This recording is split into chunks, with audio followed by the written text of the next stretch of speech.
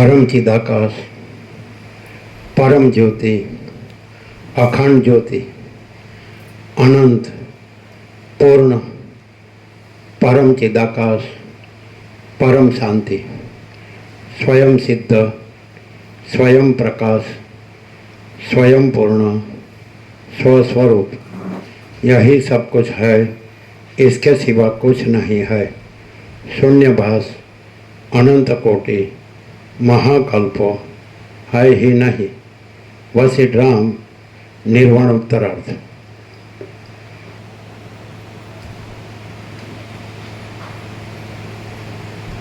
आद्य परब्रह्म सद्गुरु देव की जय। ओम श्री परमात्मने नमः।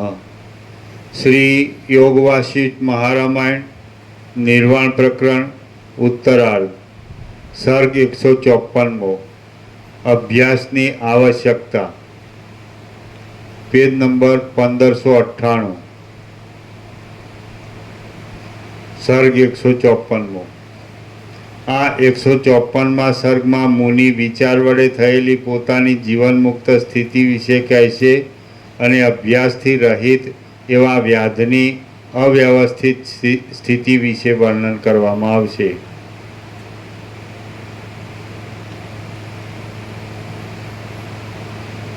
व्याध बोल्यो, जो एम ज होय तो हूँ अने तमे अथवा देवादिक सर्व परस्पर एकबीजाना स्वप्न पुरुष रूपे छीए अने प्रातिभाषिक तथा असत्य तथा पारमार्थिक सत्य छे। मुनि बोल्या, एम ज छे। आ परस्पर एकबीजाना स्वप्ननी पेठे स्थितिने प्राप्त थई रहेला छे अने अन्योन्य आत्मानी अंदर सदरूप तथा असदरूप अनुभवमां आवे छे। जे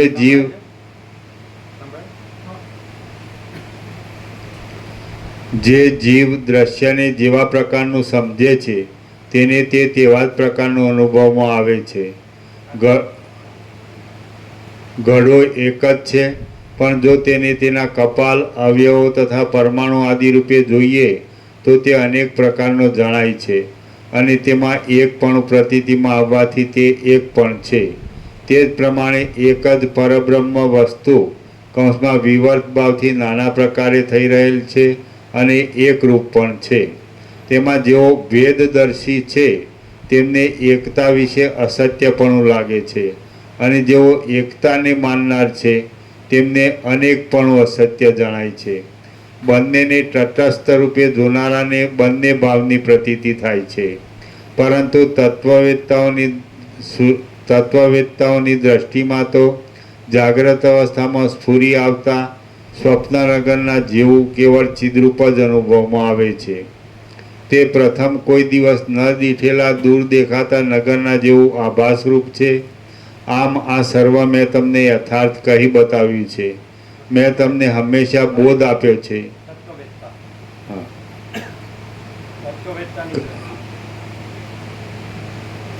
हाँ, परंतु तत्ववेत्ताओनी दृष्टिमां तो जाग्रत अवस्था में स्फुरी आवता स्वप्ननगरना जेवुं केवल चिद्रूप ज अनुभवमां आवे छे। ते प्रथम कोई दिवस न दीठेला दूर देखाता नगरना जेवुं आभासरूप छे। आम आ सर्व मैं तमने यथार्थ कही बताव्યું છે। मैं तमने हमेशा बोध आप्यो छे। तमे पोते डाह्या छो, विवेकी छो अने सर्व जाणो छो, माटे तमे हवे जेम तमारी इच्छा होय तेम सुखेथी करो। हूँ तमने आ प्रमाणे बोध आप्या करूँ छूं, परंतु हे व्याध, तमे मानी लीधेली जगतना सत्यपणानी भ्रांतिमां ज तमारी बुद्धि विश्रांत थई रही छे।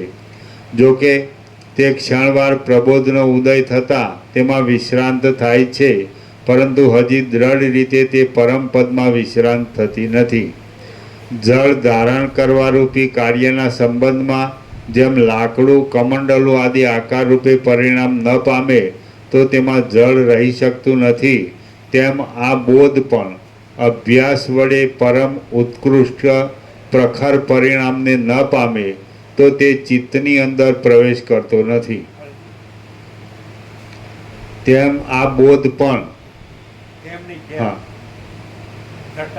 હા, જેમ આ જેમ જળ ધારણ કરવા રૂપી કાર્યના સંબંધમાં જેમ લાકડું કમંડળું આદિ આકાર રૂપે પરિણામ ન પામે તો તેમાં જળ રહી શકતું નથી, તેમ આ બોધ પણ અભ્યાસ વડે પરમ ઉત્કૃષ્ટ પ્રખર પરિણામને ન પામે તો તે ચિત્તની અંદર પ્રવેશ કરતો નથી. ગુરુ અને સત્શાસ્ત્રોના એક સેવનને લીધે ને અભ્યાસ વડે ચિત્ત બોધની એક અંદર વિશ્રાંત થાય છે તથા તેની દ્વૈત અદ્વૈત સંબંધી સર્વદ્રષ્ટિ ક્ષીણ થઈ જાય છે, એટલે ચિત્તની નિર્વાણ દશા થાય છે એમ અનુભવીઓનું કહેવું છે. માન અને મોહથી રહિત સંગદોષને જીતેલા નિરંતર અધ્યાત્મ વિષયમાં સ્થિર રહેલા કામના રહિત સુખ દુઃખનો સમ્યક અનુભવ કરાવનાર દ્વંદ્વોથી મુક્ત અને મૂઢતાથી રહિત તત્વવેત્તાઓ તે અવિનાશી પરમ પદને પામે છે.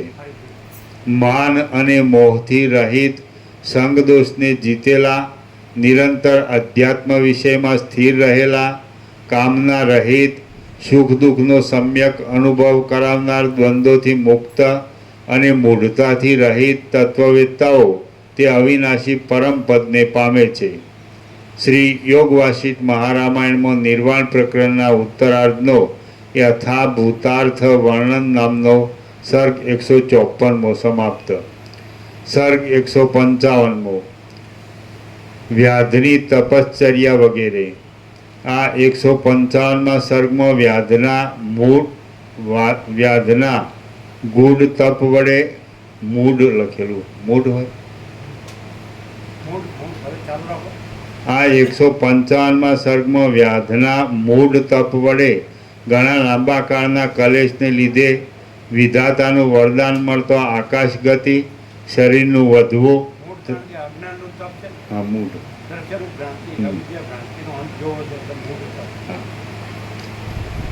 આ 155મા સર્ગમાં વ્યાધના મૂઢ તપ વડે ઘણા લાંબા કાળના કલેશને લીધે વિધાતાનું વરદાન મળતા આકાશ ગતિ, શરીરનું વધવું તથા મરણ થયા વિશે મુનિ વર્ણન કરશે. અગ્નિદેવ બોલ્યા. તે એ પ્રમાણે તે મુનિના વચન સાંભળી એ વ્યાધ તે વનની અંદર ચિત્રમાં આલેખેલી પ્રતિમાની પેઠે વિસ્મયથી જળ જેવો બની ગયો. તેનું ચિત્ત પોતાના અભ્યાસ વિના પરમપદમાં વિશ્રાંત થયું નહીં. જાણે તે સમુદ્રમાં તણાતો જતો હોય, અથવા જાણે તે ચાકડા ઉપર ચડેલો હોય, અથવા જાણે કોઈ સિદ્ધ પુરુષના પોતાના તપોબળથી તેને વંટોળિયા વાયુ વડે ખેંચી જતો હોય, અથવા તો કોઈ જુડે તેને પકડ્યો હોય, તેમ તે પરાક્રમથી રહિત બની જઈ વિભ્રાંત થઈ ગયો. આ જે કહે છે તે જ નિર્વાણ પદ છે અથવા કાંઈ બીજું નિર્વાણ પદ હશે એવા સંશયને લીધે એ વ્યાધ યૌવનવાળા મૂર્ખ માણસની પેઠે શાંતિ પામ્યો નહીં. આ જગત અવિદ્યા રૂપ જ છે એવું ચિત્તમાં બરાબર રીતે સ્થિર ન થવાથી તેણે વિચાર્યું કે આ દ્રશ્ય અવિદ્યા નામની બ્રહ્મની શક્તિથી ઉત્પન્ન થયેલું છે અને તે સત્ય છે. પછી તેણે પોતાના ચિત્તમાં નિર્ણય કર્યો કે આ દ્રશ્યનો અવધિ કેટલે સુધી દૂર હશે. એ વાત હું તપ વડે કોઈ અપૂર્વ શરીર મેળવીને પૃથ્વીથી ઉપરના ભાગમાં દૂર રહી શકે એવા વિશાળ પ્રમાણવાળા દેહ વડે જોઈ જઈશ. ભાવ અને અભાવ એ બંને રૂપે પ્રતીતિમાં આવતા આ દ્રશ્યના અંતે સુખથી રહી શકીશ. માટે જ્યાં આકાશ પણ ન હોય તેવા રહસ્ય સ્થળમાં હું જાઉં. આવો પોતાના હૃદયમાં નિર્ણય કરી તે પોતે મૂર્ખ અવિવેકી જ રહ્યો. એ વ્યાધને તે મુનિએ આપેલો ઉપદેશ અભ્યાસના અભાવે ભસ્મમાં કરેલા હોમના જેવો નિષ્ફળ નીવડ્યો. પછી તે દિવસથી એ વ્યાધે પણ પોતાના કરેલા નિર્ણય વડે પોતાનો પારધીનો ભાવ છોડી દીધો અને મુનિઓની સાથે તપ કરવાનો આરંભ કર્યો. એ જગતની અંદર મુનિઓની સાથે નિવાસ કરી તપસ્વીના ધર્મો પાળી ઘણા હજારો વર્ષો સુધી તેણે મોટું તપ કર્યું. તપ કરતાં તેણે પછી કોઈ સમયે તે મુનિને પૂછ્યું કે મને ક્યારે આત્મવિશ્રાંતિ મળશે. ત્યારે મુનિએ તેને નીચે પ્રમાણે કહ્યું મુનિ બોલ્યા, મેં તમને જે જ્ઞાનનો ઉપદેશ કર્યો છે તે જીર્ણ કાષ્ઠમાં રહેલા અલ્પ અગ્નિની પેઠે તમારા હૃદયમાં અલ્પ રૂપે અથવા નિગૂઢ રૂપે રહેલું છે, પરંતુ તે હમણાં જ બાળી શકાય તેવા અને બાળી નાખવાને યોગ્ય તેવા આ દ્રશ્યરૂપી અનર્થને દબાવી શક્યું નથી. અને અભ્યાસના અભાવને લીધે તમે પરમ મંગળમય જ્ઞાનને વિશે વિશ્રાંત થયા નથી. અભ્યાસ વડે ઘણા લાંબા કાળે તમે જ્ઞાનમાં અત્યંત વિશ્રામ પામશો. હવે પછી હું તમને તમારા ભાવિ વિશે નિર્ણય કહું તે તમે સાંભળો. તે નિર્ણય તમને કર્ણના આભૂષણ જેવો અને ભૂતકાળમાં આશ્ચર્ય ઉપજાવે તેવો છે. તમે જો કે આત્મજ્ઞાન માટે આરંભ કર્યો છે, છતાં તમે આત્માને જ્ઞાનના સ્થિર સાર રૂપે ઓળખ્યો નથી. તેથી તમારું ચિત્ત હિંડોળાના જેવું ચપળ છે. તમે મૂર્ખની ગણતરીમાં પણ નથી, તેમ પંડિતની ગણતરીમાં પણ નથી. વિસ્તારવાળું આ અવિદ્યારૂપી જગત કેવડું હશે એવા પોતાના વિકલ્પ વડે તમે તપ કરવાનો આરંભ કર્યો છે. હજી આવું ઘોર વિશાળ તપ તમારે સેંકડો યુગ સુધી કૌંસમાં અનેક જન્મો પર્યંત કરવાનું છે. ત્યાર પછી બ્રહ્મા પ્રસન્ન થઈને દેવતાઓ સાથે તમારી પાસે આવશે. હે શ્રેષ્ઠને નીચે ટિપ્પણી છે. પોતાની જાતિમાં પ્રસિદ્ધ એવા હિંસા આદિ અનર્થોનો ત્યાગ કરી દેવાથી તથા તપમાં પ્રવૃત્ત હોવાથી વ્યાધને શ્રેષ્ઠ એવું વિશેષણ આપ્યું છે. હે શ્રેષ્ઠ વ્યાધ, વરદાન દેવા તૈયાર થયેલા બ્રહ્મા પાસે તમે પોતાના સુપ્રસિદ્ધ અજ્ઞાનને લીધે તમારો સંશય ટાળવા સારું આવું કાંઈ વરદાન માગશો. હે મહારાજ, આ દેખાતી દ્રશ્યરૂપ અવિદ્યાની ભ્રાંતિ જ્યાં સુધી કાયમ છે ત્યાં સુધી અરીસાની પેઠે નિર્મળ રૂપે રહેલ બ્રહ્મની અંદર પ્રતિબિંબરૂપ મેલથી મુક્ત એવો કોઈ પણ ભાગ નથી. પરમાણુ જેવા સૂક્ષ્મ આકારે રહેનારા અને અંદર રહેનાર ચિદાકાશરૂપી દર્પણમાં પણ તે જ્યાં હોય ત્યાં આ જગત પ્રતિબિંબિત થયેલું દેખાય છે. માટે અનેક અનર્થો પેદા કરનારું આ દ્રશ્ય કેવું હશે અને તેને અંતે અનંત આકાશના જેવું બ્રહ્મ કેટલેક દૂર હશે તે મારે અવશ્ય જોવું છે. તે અર્થને હું પ્રત્યક્ષ અનુભવ કરવા માટે નીચેનું વરદાન માગું છું. હે દેવ, હે ઈશ્વર, આપ તે સાંભળો અને આપ મને નિર્વિઘ્ને તરત આપો. આ મારું શરીર નિરોગ અને સ્વચ્છંદ મૃત્યુવાળું થાઓ. સ્વચ્છંદને નીચે ટિપ્પણી છે. પોતાની ઈચ્છા અનુસાર મૃત્યુને સ્વાધીન કરવાની યોગ માર્ગમાં એક જાતની સિદ્ધિ બતાવી છે.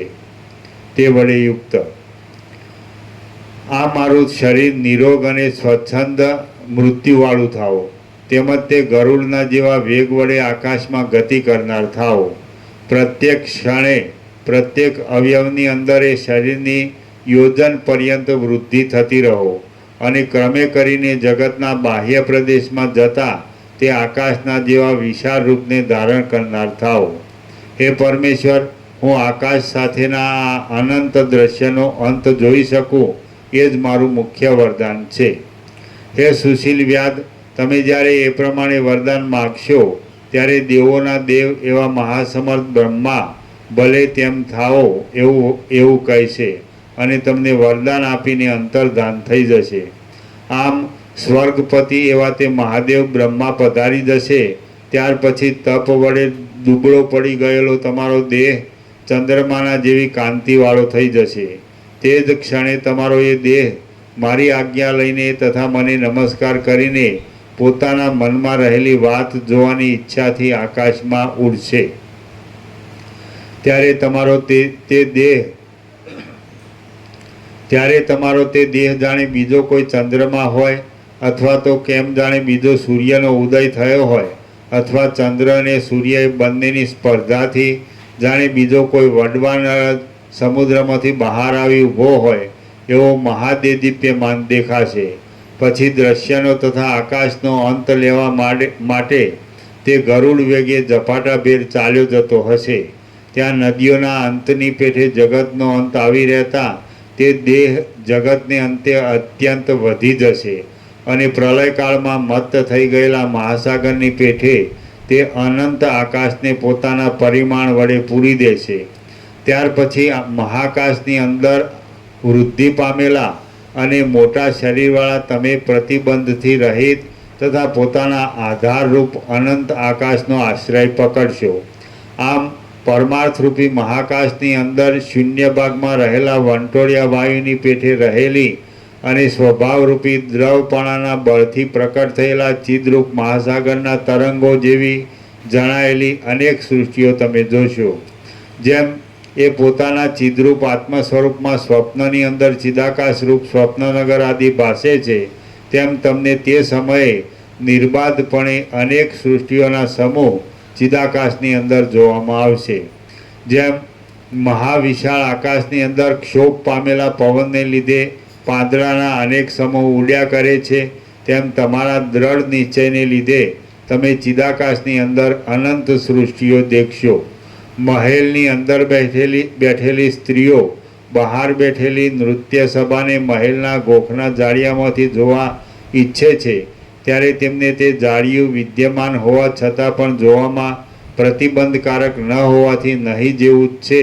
તે જ પ્રમાણે જેઓ તત્વના યથાર્થ સ્વરૂપને ઓળખનારા છે, તેઓની દ્રષ્ટિમાં ચિદાકાશની અંદર આ વિચિત્ર જગતનું સ્વરૂપ વિદ્યમાન હોવા છતાં નહીં જેવું જ છે.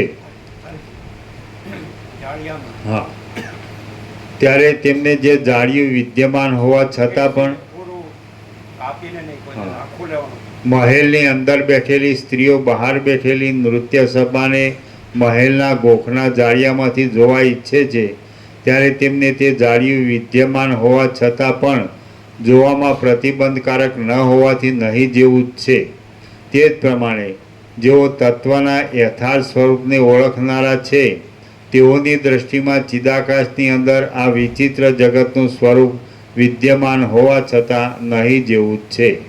જેમ ચંદ્રલોકમાં રહેનાર પુરુષની દ્રષ્ટિમાં પૃથ્વી ઉપર રહેલા મનુષ્યને ચંદ્રમંડળમાં દેખાતા ધુમાડામાં ઝાકળ આદિ પદાર્થોનો સમૂહ અત્યંત અસત્ય લાગે છે, તેમ પોતાના આત્માથી અનન્ય રૂપે જગતને સમજી રહેનાર તત્વજ્ઞની દ્રષ્ટિમાં પણ આ જગત દ્રશ્ય રૂપે અત્યંત અસત્ય જણાય છે.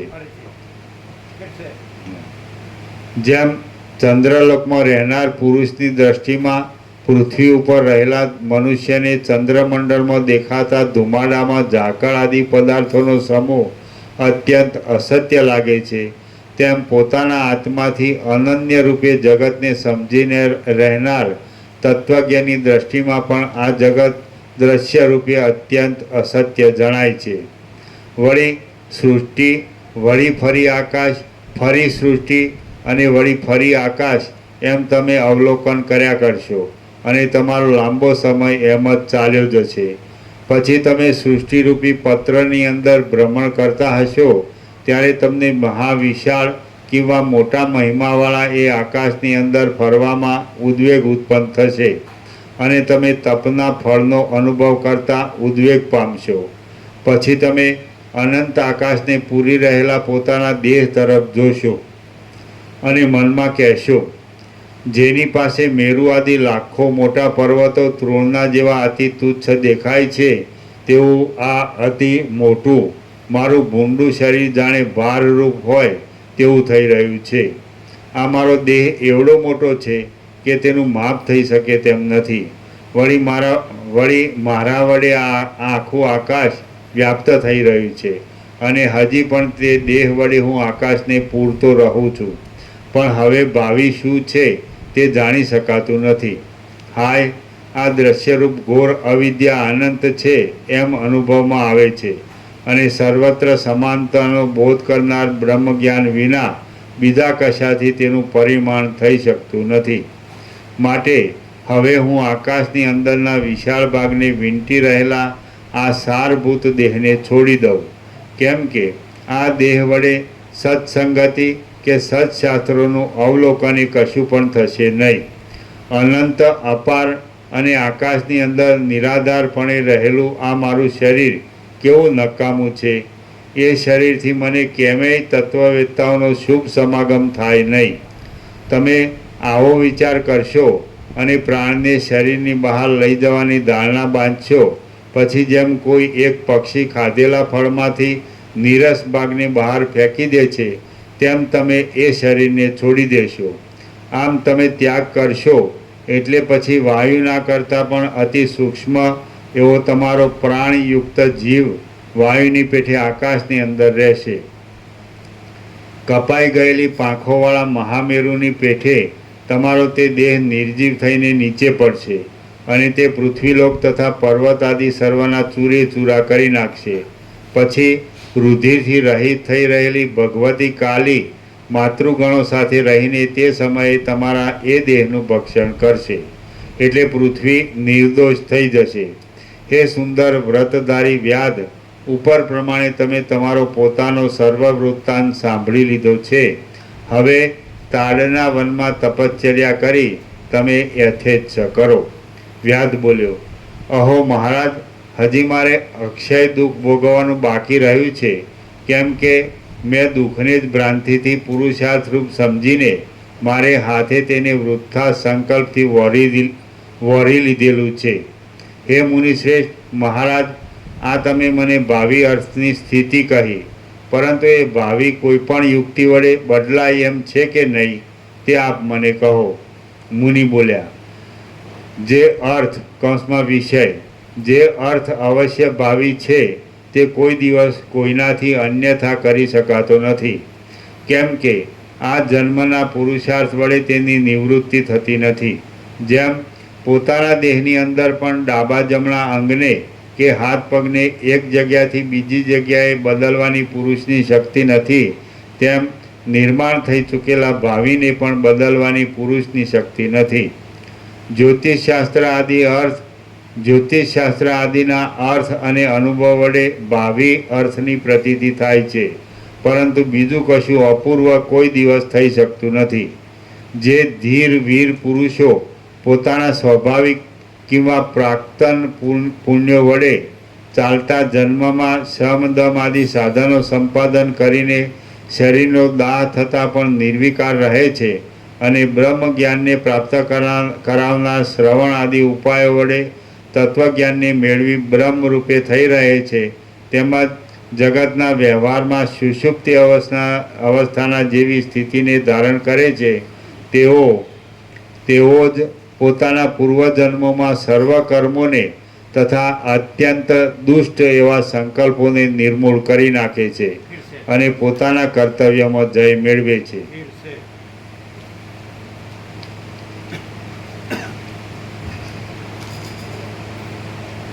જે ધીરવીર પુરુષો પોતાના સ્વાભાવિક કિંવા પ્રાક્તન પુણ્યો વડે ચાલતા જન્મમાં સમદમ આદિ સાધનો સંપાદન કરીને શરીરનો દાહ થતાં પણ નિર્વિકાર રહે છે અને બ્રહ્મ જ્ઞાનને પ્રાપ્ત કરાવનાર શ્રવણ આદિ ઉપાય વડે તત્વજ્ઞાનને મેળવી બ્રહ્મ રૂપે થઈ રહે છે, તેમજ જગતના વ્યવહારમાં સુષુપ્તિ અવસ્થાના જેવી સ્થિતિને ધારણ કરે છે, તેઓ જ પોતાના પૂર્વજન્મોના સર્વ કર્મોને તથા અત્યંત દુષ્ટ એવા સંકલ્પોને નિર્મૂળ કરી નાખે છે અને પોતાના કર્તવ્યમાં જય મેળવે છે.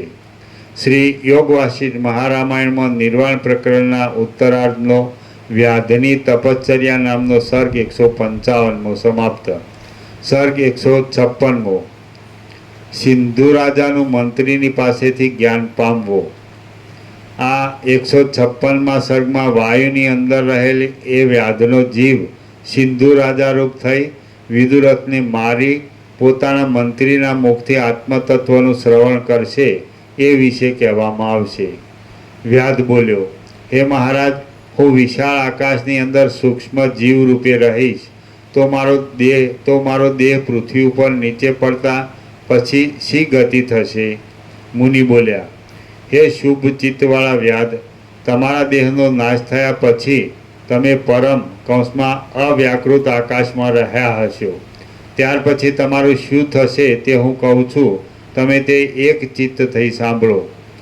તમારો એ દેહ નીચે પડી નષ્ટ થશે ત્યારે પ્રાણવાયુ વડે યુક્ત તમારો જીવ વિશાળ આકાશની અંદર એક સૂક્ષ્મ વાયુ રૂપે રહેશે પછી તેને વિશે તમારું એ ચિત્ત પોતામાં રહેલ વાસનામય વિશાળ ભૂપીઠરૂપી પૃથ્વીરૂપી દ્રશ્યને સ્વપ્નની પેટે દેખશે. ચિત્તવૃત્તિ જ જગતના આકારે મહાન આકારને ધારણ કરે છે. તેથી તમારો જીવ હું પૃથ્વીની પીઠ ઉપર એક રાજા છું એવા કાલ્પનિક અર્થનો આશ્રય પકડશે અને પોતાને તેવા રૂપે દેખશે. ત્યાં એ જીવને આવી જાતની પ્રતિભાનો તરત ઉદય થઈ જશે કે હું અતિ માનપાત્ર અને મોટા સામંતોએ માનેલો સિંધુ નામનો એક શ્રીમાન નરપતિ છું. મારી 8 વર્ષની વયે મારા પિતા રાજ્ય છોડી વનમાં ગયા. એટલે તેમને મને આપેલું આ ચારે સમુદ્ર પર્યંતના વિસ્તારવાળું પૃથ્વીનું રાજ્ય મારા હાથમાં છે. મારા સીમાડાના અંતમાં વિદુરથ નામનો એક વિખ્યાત રાજા મારો શત્રુ છે અને પ્રયત્ન વિના તે કોઈ દિવસ જીતાય તેવો નથી. અહો, આ રાજ્ય કરતાં મારા સેંકડો વર્ષો વ્યતીત થઈ ગયા. મેં મારા નોકર તથા સ્ત્રીઓ વગેરે પોષ્ય વર્ગની સાથે ઘણું સુખ ભોગવ્યું, પરંતુ હવે કષ્ટની વાત છે કે આ મારા દેશના સીમાડાને છેડે વિદુરથ રાજા બહુ વધી ગયો છે અને તેની સાથે હમણાં દારૂણ સંગ્રામ કરવાનો સમય આવી ગયો છે. તમે આમ વિચાર કરી રહ્યા હશો ત્યાં તમારે વિદુરથ રાજા સાથે ચતુરંગ સેનાનો ક્ષય કરનાર મહાન યુદ્ધ થશે. ત્યારે તમે જો કે રથથી રહિત થઈ ગયા હશો તો પણ એ મોટા યુદ્ધમાં તમે ખડગરૂપી લતા વડે વિદુરથની જંગાને કાપી નાખશો અને તેને મારી નાખશો. પછી ચારે સમુદ્ર પર્યંત આખી પૃથ્વીની અંદર તમે જ એક રાજા થશો અને ભયભીત થઈ રહેલા દિક્પાલો પણ તમારી આજ્ઞાને માથે ચડાવશે. હવે તમે સિંધુ નામના રાજારૂપ થયા હશો અને તે સર્વ ભૂમંડળના રાજ્યને પ્રાપ્ત થતાં તમે તમારા પંડિત મંત્રીઓની સાથે નીચેની કથાઓ કરશો. મંત્રી કહેશે, હે મહારાજ, અતિ આશ્ચર્યની વાત છે કે આપે વિદુરથ રાજાને યુદ્ધમાં જીતી લીધો અને યમલોકમાં પહોંચાડી દીધો. તમે કહેશો, હે સુશીલ મંત્રી, હું ધનવાન છું અને હું સૈન્ય બળ વડે પ્રલયકાળના સમુદ્રના જેવા પ્રચંડ વેગવાળો છું, તો મને એ વેરીરૂપ વિદુરથ રાજા કેમ સાલરૂપ થઈ પડ્યો? મંત્રી કહેશે, એ વિદુરથ રાજાને લીલા નામની એક ભાર્યા છે. નિષ્કલંક રૂપે જગતને ધારણ કરી રહેલા સરસ્વતી દેવીને તેણે પોતાના અતિ ઉગ્ર તપથી માતૃભાવ વડે પોતાને અધીન કર્યા છે. જગતની સ્થિતિ કરનારા ભગવતી સરસ્વતી દેવી એ લીલાને પોતાની પુત્રી રૂપ માની તેના મોક્ષ આદિ કાર્યોને પણ લીલા માત્ર વડે સાધી આપે છે. તે સરસ્વતીના વરદાનના પ્રભાવ વડે તે લીલા શબ્દ માત્રથી આ જગતને ક્ષણવારમાં નહીં જેવું બનાવી દે તેમ છે. તો પછી તમારો નાશ કરવામાં તેને શું શ્રમ કરવો પડે? સિંધુ રાજા કહેશે, તમે જે કહો છો તે બરાબર છે. ખરેખર જેમ તમે કહો છો તેમ જ હોય તો એ વિદુરથ રાજાને જીતી લેવો અશક્ય છે, છતાં યુદ્ધમાં તેનો વધ થયો એ વાત આશ્ચર્યકારક છે. એવી રીતે ભગવતીનો કૃપાપાત્ર એ વિદુરથ રાજા આ દારૂણ યુદ્ધની અંદર વિજયને કેમ પ્રાપ્ત થયો નહીં? મંત્રી કહેશે, હે કમળ જેવા સુંદર નેત્રવાળા રાજા, એ વિદુરથ રાજા સર્વકાળમાં ખેદ રહિત થઈ નિરંતર તે દેવીની પ્રાર્થના કરતો હતો કે આ સંસારથી મારો મોક્ષ થાવ. આથી હે મહારાજ, ભગવતીએ પોતાના સત્ય સંકલ્પપણાથી તેને મોક્ષ જ આપ્યો છે. એટલે તે પોતાની મેળે જ યુદ્ધમાં પરાજય પામી ગયો છે. સિંધુ રાજા કહેશે, જો એમ જ હોય તો હું પણ એ ભગવતી દેવીની નિરંતર પૂજા કરું છું, છતાં તે મને મોક્ષ કેમ નથી આપતા? મંત્રી કહેશે, ચિદ્રૂપ અને જ્ઞાન સ્વરૂપ ભગવતી દેવી સર્વના હૃદયમાં રહેલા છે અને તે જ સરસ્વતી નામથી કહેવાય છે. જે પુરુષ પોતાના હિતમાં રહેલા એ ચિદ્રૂપ ભગવતી પાસે જેવી પ્રાર્થના કરે છે તેવા ફળને તે તત્કાળ આપે છે. તે ભગવતી પોતે જ સત્ય સંકલ્પને લીધે ફળ રૂપે અનુભવમાં આવે છે. હે શત્રુનાશન, તમે ભગવતીની પ્રાર્થના મોક્ષ માટે નથી કરી. તમે તો પોતાનું હિત કરનારા એ ચિદ્રૂપ ભગવતીની શત્રુની શાંતિની માટે પ્રાર્થના કરી છે. સિંધુ રાજા કહેશે, મારી પેઠે વિદુરથ રાજાએ કેમ ભગવતીની પાસે રાજ્યની માટે પ્રાર્થના કરી નહીં, તેમ મેં પણ વિદુરથ રાજાની પેઠે શુદ્ધ ચિન્મય દેવીની પાસે મોક્ષ માટે કેમ પ્રાર્થના કરી નહીં? હે પ્રિય મંત્રી, સત્યરૂપે ભગવતી સરસ્વતી દેવી મારા ચિત્તમાં અંતર્યામી રૂપે રહ્યા છે, છતાં તે મને મોક્ષ કરનાર બુદ્ધિ આપી મારા મોક્ષ માટે કેમ પ્રવૃત્તિ કરતા નથી? મંત્રી કહેશે, હે મહારાજ, તમે શત્રુનો સંહાર કરનાર છો. તમને પૂર્વજન્મનો એવો કાંઈ અશુભ અભ્યાસ બંધાઈ રહ્યો છે, એટલે તમે નમસ્કાર કરી તે ભગવતી પાસે મોક્ષ માટે પ્રાર્થના કરી નહીં. વળી જ્યારથી જગતની સ્થિતિ ચાલુ થઈ છે ત્યારથી માંડી મનુષ્યનું ચિત્ત જેની અંદર રહે તે રૂપ જ તે પોતે થઈ જાય છે. આ વાત ઠેઠ બાળક પર્યંત સિદ્ધ છે, તો પછી તેને અન્યથા કરવા કોણ સમર્થ છે? હે પ્રિય રાજા, પોતાની શુદ્ધ બુદ્ધિ વડે પોતાના ચિત્તની અંદર નિર્મળ આત્મ સ્વરૂપને પોતાના અભ્યાસ વડે ગમે તેવી રૂપે અહર્નિશ ચિંતવામાં આવે તો તે વસ્તુ ભલે સત્ય હો કિંવા અસત્ય હો, પરંતુ બીજી સર્વ વાસનાઓનું મર્દન કરી નાશ કરી પુરુષ છેવટે પોતે નિર્વિઘ્નપણે તે રૂપ થઈ જાય છે અને તેવા આકારે કૌંસમાં ફળ રૂપે દેખાય છે. હા, હે પ્રિય રાજા, પોતાની શુદ્ધ બુદ્ધિ વડે પોતાના ચિત્તની અંદર નિર્મળ આત્મ સ્વરૂપને પોતાના અભ્યાસ વડે ગમે તેવી રૂપે અહર્નિશ ચિંતવવામાં આવે તો તે વસ્તુ ભલે સત્ય હો કિંવા અસત્ય હો, પરંતુ બીજી સર્વ વાસનાઓનું મર્દન કરી કૌંસમાં નાશ કરી પુરુષ છેવટ પોતે નિર્વિઘ્નપણે તે રૂપ થઈ જાય છે અને તેવા આકારે ફળ રૂપે દેખાય છે. શ્રી યોગ વાસિષ્ઠ મહારામાયણમાં નિર્વાણ પ્રકરણના ઉત્તરાર્ધનો સિંધુ બોધન નામનો સર્ગ 156મો સમાપ્ત. સર્ગ 157મો. સિંધુ રાજાને થયેલો જ્ઞાનનો ઉદય.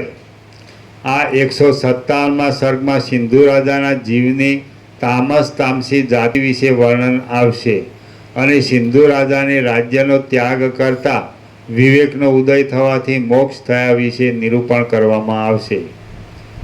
પછી સિંધુ રાજા કહેશે, હે આર્ય મંત્રી, પૂર્વજન્મમાં હું એવો દુર્બુદ્ધિવાળો અને અનાર્ય શરીરને ધારણ કરનાર કોણ હતો કે જેથી આ સંસારમાં ભટકાવનાર એવો કોઈ પૂર્વનો કુસંસ્કાર મારામાં રહી ગયો છે? મંત્રી કહેશે, હે મહારાજ, હું તમારા પૂછવાથી એ વિશે એક રહસ્ય કહું છું, તે તમે ક્ષણવાર સાવધાન થઈ સાંભળો. આશા છે કે તમે અજ્ઞાનનો નાશ કરનાર એ વચનને હૃદયમાં ધારણ કરી રાખશો. અહીં અનાદિ અનંત અવર્ણનીય અને નિર્વિકાર સત્ય તત્વ છે. તમે તથા હું ઇત્યાદિ અનેક રૂપે તે થઈ રહેલું છે અને તેને બ્રહ્મ વડે શબ્દ કહેવામાં આવે છે. તે બ્રહ્મ પોતે જ હું ચિદ્રૂપ છું, માટે કાંઈ મારા વિલાસને પસારું. હું ચિદ્રૂપ છું માટે કંઈ મારા વિલાસને પસારું એવા સંકલ્પને પ્રાપ્ત થાય છે અને ચિત્તરૂપ બની જાય છે. પછી ઉપાધિને નહીં છોડતા તે જાણે જીવભાવને પ્રાપ્ત થઈ ગયેલો હોય તેમ રહે છે. ચિત્ત એ એક આકાશના જેવા નિર્મળ આત્માની ઉપાધિરૂપ છે અને તે જ આતિવાહિક દેહરૂપ છે એમ તમે સમજો. આધિભૌતિક આદિ સ્થૂળ રૂપ પણ તે જ થઈ જાય છે, બાકી કંઈ તેનાથી આધિભૌતિક કૌંસમાં સ્થૂળ દેહ આદિ કશું જુદું નથી.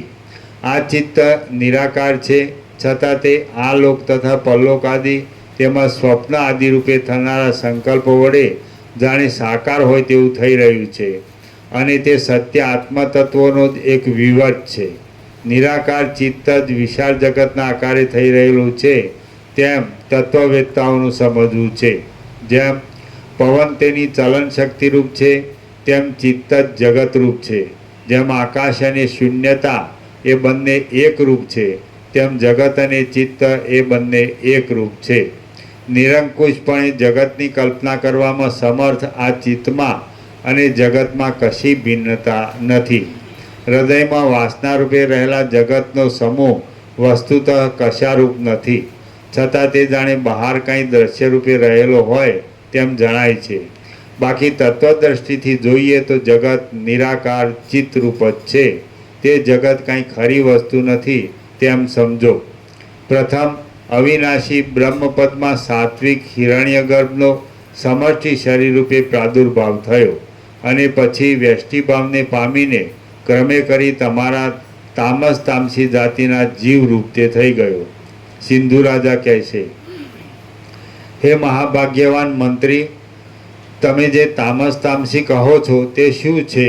તેમ પરબ્રહ્મની અંદર એ સર્વ સંજ્ઞાઓ પ્રથમ કોણે કલ્પેલી છે? મંત્રી કહેશે, જેમ અવયવ વડે યુક્ત મનુષ્યને હાથ આદિ અવયવો રહ્યા હોય છે, તેમ નિરઅવયવ આત્મા માયા વડે હિરણ્યગર્ભ રૂપે થઈ જાય છે. ત્યારે પોતાની અંદર જુદી જુદી સંજ્ઞાઓની કલ્પના કરી લે છે. સમષ્ટિ રૂપે એ હિરણ્યગર્ભ આત્મારૂપ છે અને તે પોતાની વ્યષ્ટિ જીવોમાં જુદી જુદી સંજ્ઞાઓને કલ્પે છે. તે પોતાના આતિવાહિક સૂક્ષ્મ સમષ્ટિ દેહને આધિભૌતિક સ્થૂળ રૂપે બનાવે છે અને તેની અંદર પૃથ્વી આદિ સંજ્ઞાઓને ધારણ કરે છે. આ જગતનો ભાસ એક સ્વપ્નના જેવો છે અને તેની અંદર તે પોતે જ સંકલ્પ રૂપ બની જાય છે. તેમજ પોતે જ જુદી જુદી સંજ્ઞાઓ રૂપ થઈ જઈ તે વડે વ્યવહાર કરે છે. તેમાં પ્રથમ તમારા ઉદ્દેશથી કૌંસમાં તમને વ્યષ્ટિ જીવ રૂપે કલ્પવામાં હિરણ્યગર્ભના સંકલ્પમાં આ જીવ મહાતામસ જાતિનો છે એવું સ્ફુરણ ઉઠ્યું. એટલે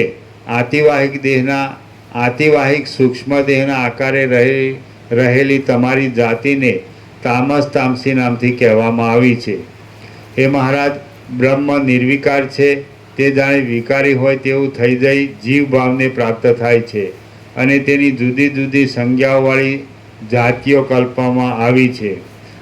જેઓ કલ્પના આદિકાળમાં જાણે બ્રહ્મની અંદર જીવ ભાવને પ્રાપ્ત થઈ ગયા હોય તેવા જણાય છે. અને જેઓ પ્રકૃતિ સિદ્ધ એવા જ્ઞાન, વૈરાગ્ય, ઐશ્વર્ય આદિ વડે યુક્ત બુદ્ધિથી મુક્ત હોઈને સાક્ષી રૂપે ભોગતા બને છે, તેઓ તે જ જન્મમાં મુક્ત થઈ જાય છે. અને જેઓ કલ્પના આદિ કાળમાં જાણે બ્રહ્મની અંદર જીવ ભાવને પ્રાપ્ત થઈ ગયા હોય તેવા જણાય છે. અને જેઓ પ્રકૃતિ સિદ્ધ એવા જ્ઞાન, વૈરાગ્ય, હે મહારાજ, બ્રહ્મ નિર્વિકાર છે. તે જાણે વિકારી હોય તેવું થઈ જઈ જીવ ભાવને પ્રાપ્ત થાય છે અને તેની જુદી જુદી સંજ્ઞાઓવાળી જાતિઓ કલ્પવામાં આવી છે. જેઓ કલ્પના આદિકાળમાં જાણે બ્રહ્મની અંદર જીવ ભાવને પ્રાપ્ત થઈ ગયા હોય તેવા જણાય છે. અને જેઓ પ્રકૃતિ સિદ્ધ એવા જ્ઞાન, વૈરાગ્ય, ઐશ્વર્ય આદિ વડે યુક્ત બુદ્ધિથી મુક્ત હોઈને સાક્ષી રૂપે ભોગતા બને છે, તેઓ તે જ જન્મમાં મુક્ત થઈ જાય છે અને તેમની જાતિ સાત્વિકી કહેવાય છે. કૌંસમાં જેવા કે સનક આદિ. હે માનને આપનાર મહારાજા, જેઓ અમુક મુદત સુધી સંસારના હેતુ રૂપે રહેલા અજ્ઞાનના અસ્તિત્વને લીધે તેટલો સમય સંસારમાં રહે છે અને પછી તે જ જન્મની અંદર જ્ઞાન, ઐશ્વર્ય આદિ ઉત્તમ ગુણો વડે યુક્ત થઈ જઈને તે જ જન્મમાં મુક્ત થઈ જાય છે, તેમની કેવળ સાત્વિકી જાતિ કહેવાય છે. આમ જાતિને ઓળખનારાઓમાં પણ શ્રેષ્ઠ એવા ડાહ્યા પુરુષોનું કહેવું છે. જે જાતિ કલ્પના આદિ સમયમાં નવીન રૂપે પ્રગટ થઈ જાય છે અને અનેક જન્મો વ્યતીત થયા બાદ ભોગ તથા મોક્ષ બંનેને ક્રમપૂર્વક ભોગવે છે, તેને જાતિને ઓળખનારા સત્પુરુષો રાજસ રાશિ કહે છે. હે માનદ મહારાજ, જે જાતિ 5-10 જન્મો વ્યતીત થયા બાદ એક કલ્પમાં વિવેક આદિ ઉત્તમ ગુણોથી રહિત હોય અને જે અનેક જન્મ પરંપરા ભોગવ્યા બાદ ઉત્તમ ગુણોને પ્રાપ્ત થાય તે જાતિ કેવળ રાજસી કહેવાય છે. જે જાતિ કલ્પના આરંભથી માંડીને અનેક કીટ જાતિમાં, સ્થાવર જાતિમાં અને ભીલ ઇત્યાદિ જાતિમાં ભટક્યા કરે છે અને પછી ઘણા લાંબા સમયે મોક્ષને પ્રાપ્ત થાય છે, તેને જાતિને ઓળખનારા સત્પુરુષો તામસી જાતિ કહે છે. જે જાતિ સામાન્યપણે અનેક જન્મોને પ્રાપ્ત થયા બાદ મોક્ષને પ્રાપ્ત થાય છે, તેને જાતિને ઓળખનારા પુરુષો કેવળ તામસી જાતિ કહે છે. આ ક્રમ વડે જાતિઓના અનેક પ્રકારના ભેદોથી કલ્પના છે. તેમાંથી હે માન આપનાર મહારાજ, તમે તામસી જાતિમાં ઉત્પન્ન થયા છો. હે વીર રાજા, તમારા અનેક જન્મો વ્યતીત થઈ ગયા છે અને તે જન્મો વિવિધ તથા વિચિત્ર છે. તે સર્વને હું જાણું છું, પણ તમે જાણતા નથી. તેમાં પણ વિશેષે કરીને તમારું આ મહાશબ્દનું શરીર અનંત આકાશમાં ગતિ કરનારું હતું. તે વડે તમારો ઘણો લાંબો કાળ વૃથા વીત્યો છે. આમ જ્યારે તમે તામસી જાતિ વડે ઉત્પન્ન થયા છો, ત્યારે આ સંસારરૂપી ખાડામાંથી તમારો મોક્ષ થવો દુર્લભ લાગે છે. સિંધુ રાજા કહે છે, હે આર્ય મંત્રી, અધમ એવી તામસી જાતિ કયા ઉપાયથી જીતાય? તમે તે મને કહો. જો કાંઈ એવો પવિત્ર ઉપાય હોય તો હું જ્યાં સુધી આ દેહ રહે ત્યાં સુધી તમારા કહેવા પ્રમાણે વર્તન રાખું, તે માટે કહો.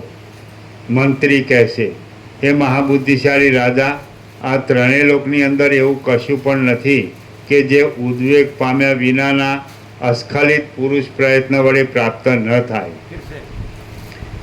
મંત્રી કહેશે, હે મહાબુદ્ધિશાળી રાજા, આ ત્રણેય લોકની અંદર એવું કશું પણ નથી કે જે ઉદ્વેગ પામ્યા વિનાના અસ્ખલિત પુરુષ પ્રયત્ન વડે પ્રાપ્ત ન થાય.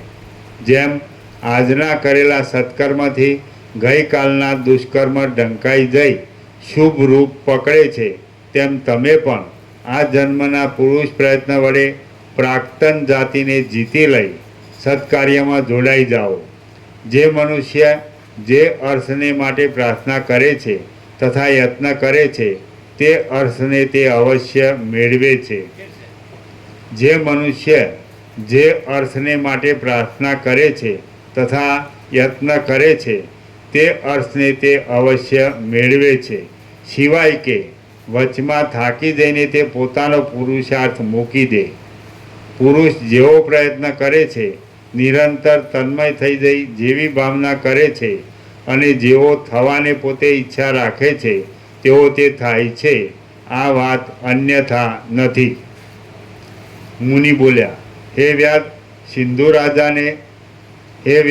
સિંધુ રાજાને મંત્રી ઉપર પ્રમાણે કહેશે, એટલે તે રાજા રાજ્યભારને છોડી રહેલી પોતાની બુદ્ધિથી ત્યાં તે જ સમયે પ્રસિદ્ધ રીતે સર્વ રાજ્યને છોડી દેશે. પછી તે ઘણે દૂર વનમાં ચાલ્યો જશે અને મંત્રીઓએ પ્રાર્થના કર્યા છતાં પણ તે પોતાના નિષ્કંટક રાજ્યને પાછો સ્વીકારશે નહીં. પછી પુણ્યના સંગથી જેમ સુગંધનો ઉદય થાય છે, તેમ મહાત્માઓના મધ્યમાં નિવાસ કરનારા એ રાજાને વિવેકની કથાના પ્રસંગથી વિવેકનો ઉદય થઈ જશે.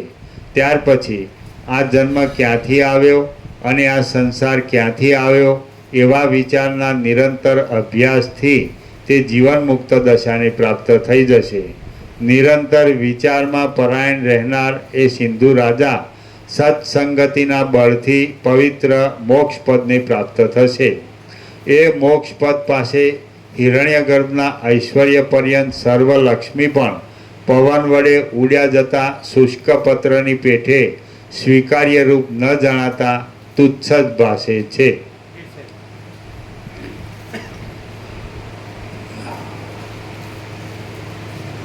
નિરંતર વિચારમાં પરાયણ રહેનાર એ સિંધુ રાજા સત્સંગતિના બળથી પવિત્ર મોક્ષપદને પ્રાપ્ત થશે. એ મોક્ષપદ પાસે હિરણ્યગર્ભના ઐશ્વર્ય પર્યંત સર્વ લક્ષ્મી પણ પવન વડે ઉડ્યા જતા શુષ્ક પત્રની પેઠે સ્વીકાર્ય રૂપ ન જણાતા તુચ્છ જ ભાસે છે. શ્રી યોગવાસિષ્ઠ મહારામાયણમાં નિર્વાણ પ્રકરણના ઉત્તરાર્ધનો સિંધુ રાજાને થયેલો જ્ઞાનોદય નામનો સર્ગ 157મો સમાપ્ત. સર્ગ 158મો. વ્યાધ આકાશમાં ઉડી સબરૂપે નીચે પડશે. આ 158માં સર્ગમાં મુનિનું વર્ણન સાંભળી વ્યાધ તપ કરી પછી બ્રહ્માના વરદાનથી આકાશમાં ઉડી સબરૂપે પાછો નીચે પડશે એ વિશે વર્ણન કરવામાં આવશે. મુનિ બોલ્યા, હે વ્યાધ, હવે પછી તમારું જે કંઈ થવાનું છે તે સર્વ તમને કેમ જાણે થઈ ગયું હોય તેમ કંઈ બતાવ્યું છે. હવે તમારી ઈચ્છા હોય તે પ્રમાણે અને તમને સારું લાગે તે પ્રમાણે તમે સુખથી કરો. અગ્નિદેવ બોલ્યા. ઉપર પ્રમાણે એ મુનિનું વચન સાંભળી વ્યાધ વિસ્મય વડે આકુર બુદ્ધિવાળો થઈ ગયો. પછી વ્યાધ તથા મુનિ બંને ક્ષણવાર ત્યાં ઊભા રહ્યા બાદ તરત સ્નાન કરવા માટે ગયા. સ્વાભાવિકતાએ પરસ્પર સુહૃદરૂપ થઈ રહેલા તે વ્યાધ અને મહામુનિ હવે શાસ્ત્ર વિચાર વડે તપ કરતા હતા. પછી થોડા કાળમાં મુનિ નિર્વાણને પ્રાપ્ત થયા અને અવધિ પૂર્ણ થઈ રહ્યાથી તે દેહને છોડી દઈ પરમપદને પામ્યા. હવે સેંકડો યુગ સુધીનો બીજો મોટો કાળ વીતી ગયો અને વ્યાધની કામના પૂર્ણ કરવા માટે ત્યાં બ્રહ્મા આવ્યા. વ્યાધે પ્રથમથી ભાવિનું વર્ણન સાંભળ્યું હતું, તેથી તે પોતે જાણતો હતો, છતાં તે પોતાની વાસનાના આવેશને ખાળી શક્યો નહીં અને મુનિના કહેવા પ્રમાણે જ વરદાન માગવા લાગ્યો. પછી બ્રહ્મા તથાસ્તુ કહીને પોતાની ઈચ્છિત દિશામાં ચાલ્યા ગયા અને વ્યાધ પણ પોતાના તપનું ફળ ભોગવવા માટે પક્ષીની પેઠે આકાશની અંદર ઉડ્યો. ત્રૈલોક્યને અંતે વૃદ્ધિ પામેલા પોતાના દેહ વડે તે અગણિત કાળ સુધી મહાવિશાળ આકાશને વેગપૂર્વક પર્વતની પેઠે પૂરી દેતો હતો. મોટા ગરુડના જેવા તીવ્ર વેગથી આકાશને નીચે ઊંચે અને આડાઈમાં પૂર્ણ કરી રહેલા તે વ્યાધનો એમ જ ઘણો લાંબો કાળ ચાલ્યો ગયો. પછી જ્યારે ઘણો લાંબો કાળ વીતી ગયો છતાં અવિદ્યારૂપી ભ્રમનો અંત તેના જોવામાં આવ્યો નહીં, એટલે તે ઉદ્વેગ પામ્યો અને ઉદ્વેગને લીધે તેણે પ્રાણનું રેચન કરનારી ધારણા બાંધી. આમ તેણે પોતાના પ્રાણને આકાશની અંદર છોડી દીધા, એટલે તેનું શરીર સબરૂપ થઈને નીચે પડ્યું.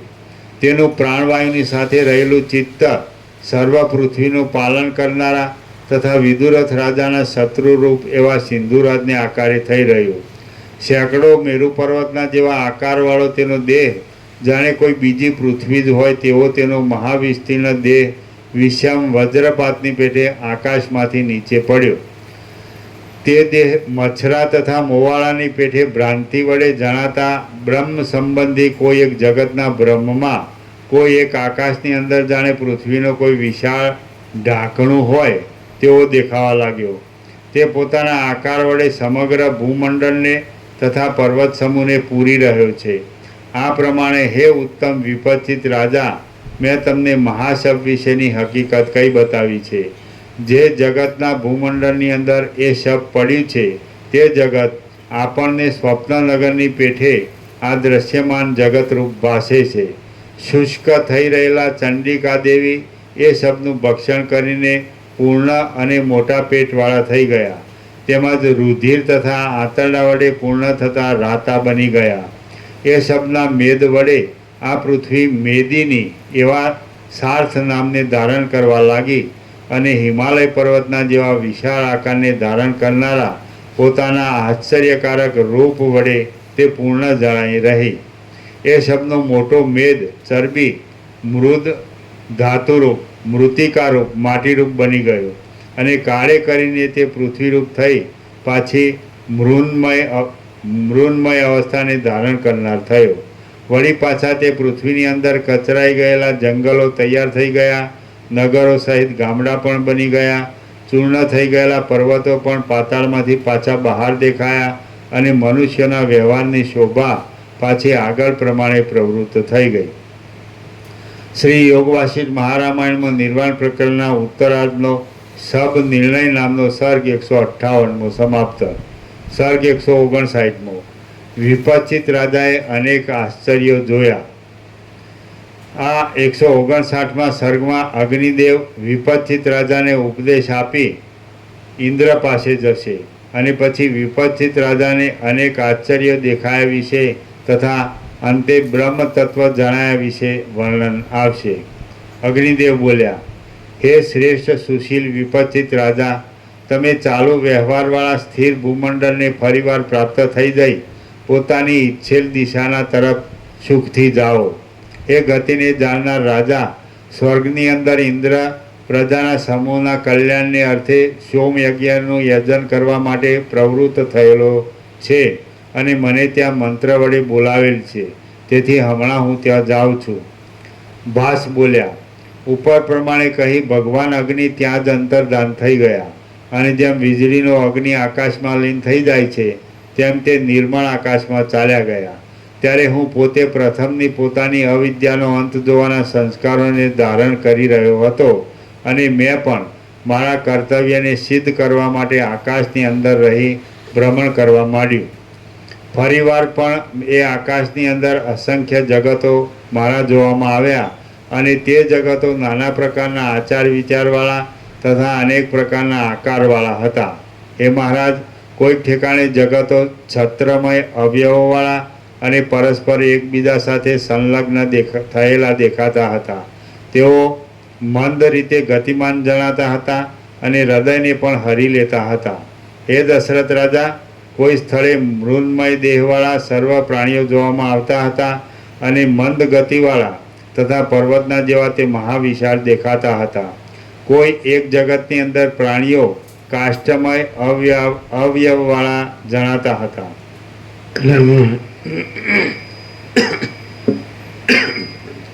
હવે એકદમ જે પરમ ચિદાકાશ, પરમ જ્યોતિ, અખંડ જ્યોતિ છે એ પરમ વાસ્તવિકતા છે. જે મહાચિદાકાશ, સ્વયં પ્રકાશ, સંપૂર્ણ પ્રકાશ એ પરમ વાસ્તવિકતા છે. જે પૂર્ણ બ્રહ્મ, અનંત તેજગણ, અનંત ચિદગણ એ પરમ વાસ્તવિકતા છે. અને પરમાકાશ, કેવલ અનંત તેજગણ એ પરમ વાસ્તવિકતા છે. પરમાકાશ, અખિલ આત્મા, પૂર્ણ બ્રહ્મ, પરમાત્મા એ પરમ વાસ્તવિકતા છે. અને એની અંદર એ પોતામાં પોતે જ છે. यही सब कुछ है, इसके सिवा कुछ नहीं है. એટલે એક શબ્દમાં મહાચિદાકાશ એટલે મહાચૈતન્ય પ્રકાશ રૂપી આકાશ. એટલે આ આકાશ છે તો એ પણ એનો આભાસ માત્ર છે, આકાશ નથી પણ એ ચિદાકાશ જ છે. ચૈતન્ય આકાશ, એ ચૈતન્ય પ્રકાશ આકાશ. એટલે એ ચૈતન્ય પ્રકાશ આકાશ છે. એ આ સઘળું જે દ્રશ્ય છે એ સ્વપ્નને જાંજવાના જળની પેઠે પાસે છે. અને એ ચિદાકાશ છે અને સ્વપ્નને જાંજવાના જળ જેવું જગત નથી. એટલે એ આ તત્વબોધ એટલે ચિદાકાશ બોધ. એટલે ચિદાકાશ જે ચૈતન્ય પ્રકાશ રૂપી આકાશ એ પોતાના બોધથી જ પોતે જ છે. પોતા જેમ કે સૂર્ય પોતાના પ્રકાશથી પોતે જ છે. એમાં ચિદાકાશ જે પ્રકાશ છે એ પોતાના પ્રકાશથી પોતે જ છે. પછી એમાં સ્વપ્નને જાણવાના જળ જેવું જગત કાંઈ નથી. આ તત્વબોધ. તત્વબોધ શેની અપેક્ષાએ છે કે જે ચિદાકાશ છે, અનંત શુદ્ધ ચિદાકાશ છે, એક જ છે અને એ નિત્ય સત્ય છે અને પરમ સત્ય છે અને પૂર્ણ છે. પણ એમાં આ કાંઈ નથી એવું સ્વપ્ન જેવું ને જાંજવાના જળ જેવું જગતનો ભ્રમ થયો છે, એના સાપેક્ષ આ એનો બોધ છે. એટલે જેવી રીતે સૂર્યથી આ દ્રશ્ય ભાસે છે તો સૂર્ય પ્રકાશ, પ્રકાશથી પછી સૂર્ય જ છે અને દ્રશ્ય નથી સૂર્યમાં. એવી રીતે ચિદાકાશ પ્રકાશથી આ દ્રશ્ય જે મિથ્યા છે, નાશવંત છે, સ્વપ્ન જેવું, જાંજવાના જળ જેવું, અસત, અસાર અને દુઃખ તો આ ભાસે છે. પણ પાછો તત્વબોધ એટલે ચિદાકાશ બોધ એટલે ચિદાકાશ પોતાના જ પ્રકાશથી પોતે છે અને પોતામાં સ્વપ્ન જેવું ને જાંજવાના જળ જેવું જગત કાંઈ નથી, મિથ્યા. એટલે બોધથી મોક્ષ છે અને મોહથી બંધન છે. એટલે જો સ્વપ્ન છે ચિદાકાશ પણ જો ભ્રમ થયો હોય અજ્ઞાનનો તો સ્વપ્ન જેવું ને જાંજવાના જળ જેવું જગત આ સંસાર પાસે છે. બોધ અને મોહ, મોહ થયો હોય તો એટલે અજ્ઞાનનો ભ્રમ, તો પછી આ સંસારનો ભ્રમ પાસે છે. અને જો બોધ થાય આ તત્વબોધ તો એ બોધ પણ એ ચિદાકાશ પ્રકાશ જ છે. જેમ સૂર્યપ્રકાશથી સૂર્ય પોતે જ છે, પ્રકાશથી સૂર્ય છે એમ જણાય છે. તત્વબોધ એટલે બોધ છે એ ચિદાકાશ પ્રકાશ છે, અને એ પ્રકાશથી ચિદાકાશ અનુભવાય. એટલે ચિદાકાશ તો પ્રથમથી રહ્યું જ છે, પણ એ એના પ્રકાશથી અનુભવાય છે. બોધ છે એ પ્રકાશ છે. સૂર્ય પ્રકાશ, તો પ્રકાશથી સૂર્ય અનુભવાય છે. એ શેના સાપેક્ષ કીધું કે આ જે મિથ્યાને નાશવાન સ્વપ્ન જેવો, ઝાંઝવાના જળ જેવો આ જે સંસારનો ભ્રમ થયો છે એના સાપેક્ષ આ તત્વબોધ એટલે ચિદાકાશ પ્રકાશ, અને એ પ્રકાશ ચિદાકાશ પોતે જ છે. અને પછી એમાં આ સ્વપ્ન જેવો ને ઝાંઝવાના જળ જેવો સંસારનો ભ્રમ કાંઈ નથી. એ જ મોક્ષ છે. એટલે મોહથી બંધ અને બોધથી મોક્ષ. એટલે મોહ એટલે જે આ ચિદાકાશ છે એને ન જાણવું, અજ્ઞાન. અને એની જગ્યાએ આજે સ્વપ્ન જેવો ને ઝાંઝવાના જળ જેવો આ બધો જગતનો ભ્રમ સાચો માનવો, એ મોહ. એટલે મોહ એટલે બંધ. અને પછી આ તત્વબોધ, પાછો ચિદાકાશ પોતાના પ્રકાશથી પોતે જ છે. ચિદાકાશ પ્રકાશ, એ પ્રકાશ ચિદાકાશ આ બોધ, એ ચિદાકાશ પોતે જ છે. પછી આ સ્વપ્ન જેવો ને ઝાંઝવાના જળ જેવો આ સંસાર ભ્રમ છે જ નહીં. જેવી રીતે સૂર્યોદય થાય અને રાત્રિનો અંધકાર અદૃશ્ય થાય છે, તો એવી રીતે આ બોધ થાય. આના સાપેક્ષ, આ ભ્રમ સાપેક્ષ. આ ભ્રમ થયો છે કે ભાઈ હું આ જીવ છું, જગત છું, જન્મ છું, મરું છું, સુખી દુઃખી થાઉં છું, હું મારું કરું છું, રાગદ્વેષ કરું છું, ભેદાભેદમાં પડી ગયો છું. તો પાછો આ બોધ થાય. તો એ બોધ છે એ પ્રકાશ છે, ચૈતન્ય છે, એ ચિદાકાશ છે, તેજ છે, જ્યોતિ છે, પ્રકાશ. તો બોધ છે એ ચિદાકાશ છે. આ બોધ જ ચિદાકાશ છે. અને પછી બોધ છે ત્યાં મોહ નથી, સૂર્ય છે ત્યાં રાત્રિનો અંધકાર નથી. તો એવી રીતે ચિદાકાશ છે એટલે બોધ છે ચિદાકાશ છે, પ્રકાશ છે એ સૂર્ય છે, એમાં બોધ છે એ પ્રકાશ છે, એ ચિદાકાશ છે. અને ચિદાકાશ છે અને પછી એમાં આ મોહ નથી, આ મોહ છે. જો જ્યાં અજ્ઞાનનો ભ્રમ હોય એને આ બધું દેખાય, આ માયા, મોહ, સંસારનો ભ્રમ. અને જ્યાં બોધ છે તો એ બોધ છે એ ચિદાકાશ છે, બોધ છે એ ચિદાકાશ છે. અને જે મોહ છે એ જ સંસાર છે, એટલે અજ્ઞાન. એટલે જ્યાં જ્ઞાન છે ત્યાં ચિદાકાશ છે, જ્ઞાન જ ચિદાકાશ છે, એ જ બોધ છે, એ જ ચૈતન્ય છે, એ જ સ્વયં પ્રકાશ છે, સ્વસંવેદે છે, પોતે જ છે. તો આ બધું અનંત સુધી ચિદાકાશ છે. એટલે બે છે જ નહીં, સૂર્ય અને રાત્રિનો અંધકાર. સૂર્ય જ છે અને રાત્રિનો અંધકાર નથી, એમ ચિદાકાશ જ છે. અને આ અજ્ઞાન અંધકાર રૂપી આ સંસારનો ભ્રમ છે જ નહીં. એટલે જેને એમ થાય, બેમાંથી એક થવું જોઈએ. કાં તો એમ થવું જોઈએ કે આ બધું અનંત સુધી ચિદાકાશ છે, તો એ મોક્ષ થાય, એનો મુક્ત થાય. અને કાં તો એમ થવું જોઈએ કે આ જે આખો રાત્રિના અંધકાર જેવો આ અજ્ઞાનનો ભ્રમ છે, સંસાર ભ્રમ છે, એ કાંઈ નથી, સાચો નથી. બેમાંથી એક થવું જોઈએ, વાઇસ વર્સા. કાં તો ચિદાકાશ સાચું લાગવું જોઈએ અને કાં તો આ માયા ખોટી લાગવી જોઈએ. જો માયા સાચી લાગે તો એને આ પ્રકાશ ન થાય અને એને શાંતિ ન થાય. અને જો ચિદાકાશ સાચું લાગે તો પછી માયા નથી. સૂર્ય સાચો લાગે તો પછી રાત્રિનો અંધકાર નથી. તો એવી રીતે ચિદાકાશ સાચું લાગે તો પછી આ માયારૂપી આ સંસાર ભ્રાંતિ, દ્રશ્ય ભ્રાંતિ જે કહો, આ સૃષ્ટિ ભ્રાંતિ, જગત કયો, વિશ્વ કયો, સર્ગ કયો, જગત કયો, બ્રહ્માંડ કયો, આ કાંઈ નથી. અને આખો અનંત સુધી ચિદાકાશ છે. એટલે બેમાંથી એક થવું જ જોઈએ. કાં તો એમ થવું જોઈએ, કારણ કે અંદર તો બોધ તો છે જ, જ્ઞાન તો છે જ, અનુભવ તો છે જ, ચૈતન્ય તો છે જ. તો બોધથી એમ થવું જોઈએ કે આ બોધ છે એટલે અનંત સુધી ચિદાકાશ છે. જેમ આ પ્રકાશ છે તો એ સૂર્યનારાયણ ભગવાન છે. તો એ રીતે બોધ છે તો એ જ અનંત સુધી ચિદાકાશ છે. અને પછી અનંત સુધી ચિદાકાશમાં જેમ સૂર્ય છે તેમાં રાત્રિનો અંધકાર કાંઈ નથી. તો એવી રીતે અનંત સુધી ચિદાકાશમાં આ આખી આકાશથી પૃથ્વી આખી દ્રશ્ય ભ્રાંતિ કાંઈ નથી. કાં તો એમ થવું જોઈએ કે આ સૃષ્ટિ ભ્રાંતિ, સંસાર ભ્રાંતિ કાંઈ નથી. અને કાં તો એમ થવું જોઈએ કે આ અનંત સુધી ચિદાકાશ સત્ય છે, પરમ સત્ય છે અને એ નિત્ય સત્ય છે. બેમાંથી એક થવું જોઈએ. જો એમ થાય કે આ હું છું ને આ દ્રશ્ય છે અને હું છું ને મારું છે ને આ બધા રાગદ્વેષ છે ને, તો આ બધું સાચું લાગતું હોય તો એને માટે આ પ્રકાશ નથી, આ બોધ નથી. જેને આ બધું દેહો સાચા લાગતો હોય, સ્ત્રી પુરુષ સાચા લાગતો હોય, ઘર સાચું લાગતું હોય, ધન સાચું લાગતું હોય, પ્રજા સાચી લાગતી હોય, સોનું સાચું લાગતું, બધી માયા અને મોહ બધા સાચા લાગતા, એને આ જ્ઞાન ન થાય. અને જેને કાં તો એમ થાય કે નહીં, એ જે અનંત ચૈતન્ય પ્રકાશ છે એ જ સાચો છે. અનંત પ્રકાશ, અનંત આનંદ, અનંત શાંતિ, અને આ બધી ભ્રાંતિ કાંઈ નથી. બેમાંથી એક થવું જોઈએ.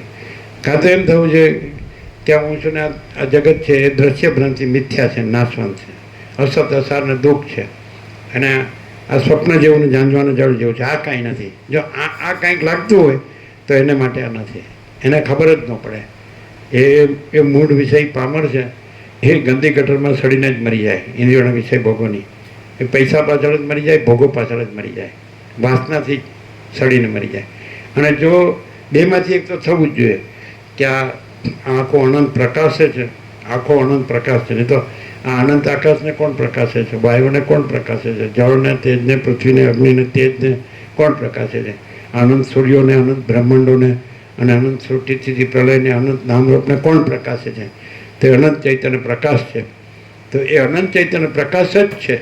અનંત પ્રકાશ, અનંત આનંદ, અનંત શાંતિ જ છે. અને એમાં આ બધું છે એ ભ્રાંતિ જ છે, કાંઈ નથી. તો બેમાંથી એક થવું જોઈએ.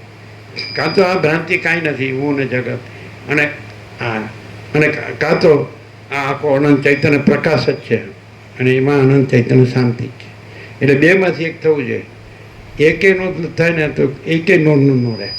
જો એને અનંત સુધી ચિદાકાશ સાચું લાગે તો એનો મોક્ષ જ છે. જો એને આ ભ્રાંતિ ખોટી લાગે તો એનો મોક્ષ જ છે. ભ્રાંતિ ખોટી લાગે તો ચિદાકાશ સાચું લાગે, ચિદાકાશ સાચું લાગે તો ભ્રાંતિ ખોટી લાગે, વાઇસ વર્ષા. પણ ચિદાકાશ એ ન લાગે અને ભ્રાંતિ એ સાચી લાગે તો સડીને મરવાનું જ છે. અને પછી વાસના લઈને જાય, વાસના લઈને આવે. સમજાય? એટલે જાતસ્ય હિ ધ્રુવ મૃત્યુ, ધ્રુવ જન્મ મૃત્યુ છે. કૃષ્ણ કહે ગીતામાં, જન્મનો મૃત્યુ નિશ્ચિત છે અને મરેલાનો જન્મ નિશ્ચિત. બાકી બીજી કોઈ ભ્રાંતિ રાખે ને કે હું આ છું ને આ જગત છે ને આમાં સુખ મળે, તો પછી જેને આ સંસારમાં જે અહમ મન વાસના ભ્રાંતિની ગુલામીમાં સુખ ભ્રાંતિ લાગે છે એને માટે આ પ્રકાશ નથી. જેને એમ લાગે કે અહમ મન વાસના ભ્રાંતિની ગુલામીમાં સુખ ભ્રાંતિની દુઃખ ભ્રાંતિ છે, તો પછી એના માટે આ પ્રકાશ છે, અને એ વૈરાગ્ય. અને આ પ્રકાશ છે તો અનંત પ્રકાશ, અનંત આનંદ, અનંત શાંતિ છે, એ અજર અમર છે. અને એમાં આવા બધા અનંત જીવો ને અનંત જગતો ને અનંત જન્મ મરણ ને અનંત સુખ દુઃખ ના કાંઈ, અનંત હું મારા ને તું તારા ને આ કાંઈ રાગ દ્વેષના કાંઈ છે જ નહીં. કોઈ બડા છોટા પેલા પૂરા ભેદાભેદ કશું જ છે જ.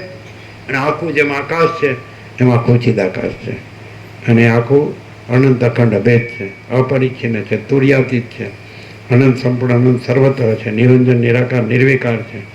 તો આ આખું પૂર્ણ એટલે પૂર્ણ જ છે. પૂર્ણ ચૈતન્ય, અખંડ ચૈતન્ય, અનંત ચૈતન્ય, અભેદ ચૈતન્ય. સમજાય? તેજ, જ્યોતિ, પ્રકાશ. એટલે જેને ભ્રમ છે આ સંસારનો સાચો લાગે તો એને આમાં ખબર ન પડે. અને જેના ભ્રમ કાંઈ નથી તો એના માટે તો પછી પૂર્ણ બ્રહ્મ, અનંત તેજ ઘન અને અનંત ચિદ ઘન. એમાં શું છે તો કે પરમ પ્રકાશ, परम आनंद, परम शांति. शांति है, सब कुछ है, शांति नहीं, कुछ नहीं है. भ्रांति में शांति नहीं, शांति में भ्रांति नहीं. समझाय? तो परब्रह्म परम शांति है. અને આ બધું હું ને મારું ને આ બધા રાગદ્વેષ ને ભેદાભેદ ને સમજાય, આ બધી ભ્રાંતિમાં શાંતિ નથી. ગમે એટલું હોય પણ એ બધું મિથ્યા ને નાશવંત જ છે. બરાબર? નવા આવ્યો હોય ને વચનામૃત આપી દે, બાકી બધાને પ્રસાદ આપે. આ લોકોને બળદ બ્રહ્મને પાછળના બાકી હશે, અને આજના વચનામૃત આવ્યા એ બધાને આપી દેવું.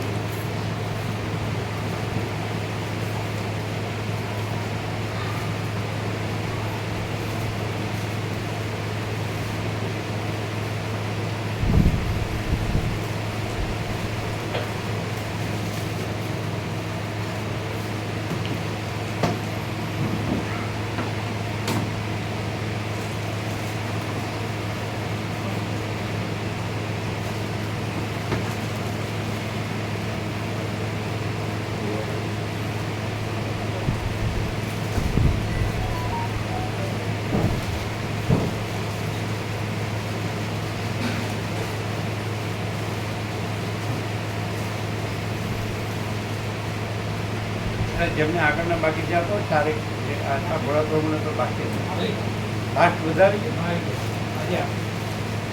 આપે જોવા દેજો.